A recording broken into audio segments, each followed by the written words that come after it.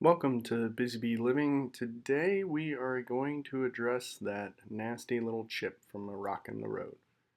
Now we got a little kit here to help repair that. And this kit did not come with this pin, but the first step is actually just to use a push pin to kind of break up and remove any of the loose glass particles that might be there, and to clean the area with a dry rag. Once we've completed this task, we want to put on the adhesive seal. Now you want to line it up with the little chip in the center of the hole, and you want to make sure that the pull tab is pointed upward, and run your fingers around the area to make sure it is sealed to ensure a tight bond. Now we can go ahead and remove the backing from the top of the adhesive seal. The adhesive seal exposed, we can come back now with the pedestal and add it to the adhesive seal, making sure that we line it up properly with the hole. Run your fingers around the pedestal as well to ensure a tight bond, and as I did, I came inside the vehicle just to make sure I had everything lined up properly. Now we can go ahead and add the resin into the stem. According to the instructions, it wants you to place the stem about 1/4 of an inch into the pedestal and squeeze the tube until about 3/4 of the resin is removed from the pedestal. Wipe the excess resin from the tip with a cloth and save the rest for step 10. Now insert the injector into the pedestal and make sure for a tight connection.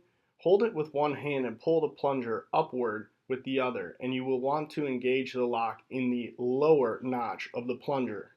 Release with hands and allow the device to remain in the locked position and let it sit for 10 minutes.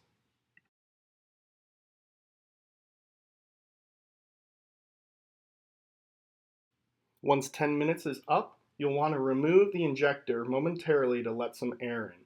Then replace it back in and depress the plunger downward to engage the upper notch now this time. Now after this step, you'll want to let it sit for a minimum of 20 minutes before going to the next step.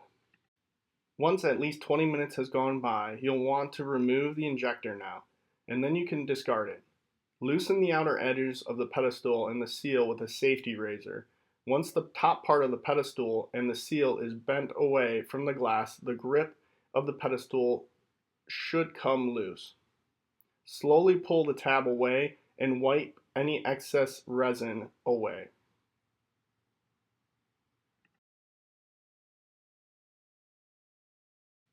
And here you can really see how that safety razor really comes in handy, as the sealed adhesive here is a little bit tougher to get off, but once you get that razor blade underneath the little pull tab, it does come right off pretty smoothly. I just delicately did it so I wouldn't whip any of that resin anywhere, and I wanted to keep it nice and clean. But once again, once that's removed, you'll want to make sure you come back with a rag and wipe off any excessive resin. Now in this next step, it says to hold the resin container in one hand and make ready the clear curing film to put over, and slowly squeeze the resin container, applying a drop of resin in the pit, and place the clear curing film over the pit, holding the resin in the pit.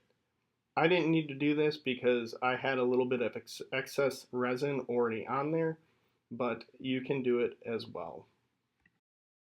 Also, I just went ahead after I put that clear curing strip on there, I took a cleaner and went ahead and cleaned off the window just to make sure I didn't miss any resin before pulling the car out into the sunlight. Now, if you have direct sunlight, you only need to leave this out for 15 minutes. As you can see from the shot, it was quite cloudy today. So I went ahead and I left it out for an hour and 20 minutes. They say a minimum of 1 hour. But once it's cured, you can carefully remove the curing strip by peeling it away. And if the glass is uneven from the cured resin, you can take your safety razor, as I did here, and lightly scrape away any excess from the windshield. Then clean the windshield with glass cleaner or an alcohol swab. You can see it came out pretty well. There's slight crack to it, but it's been over 1 month, and more importantly, it hasn't expanded. So I feel like overall it's done its job. Here's some shots of the windshield after the repair. It's been about 2 months and we headed into some of the colder time frame, and you can see it hasn't expanded, so it's done its job, it's held up, but really it also has actually disappeared a little bit more from initially when it was done. You can see I'm pointing it out here. There's still a slight little hairline in there, but nothing is expanding and it's still smooth to the touch. So overall, I'm really happy with this product. If you're interested in this product, I've put a link in the description below. And if you use that, that does help us out. So thank you very much. Thank you for watching. Think about subscribing to the channel. And as always, thanks for buzzing by.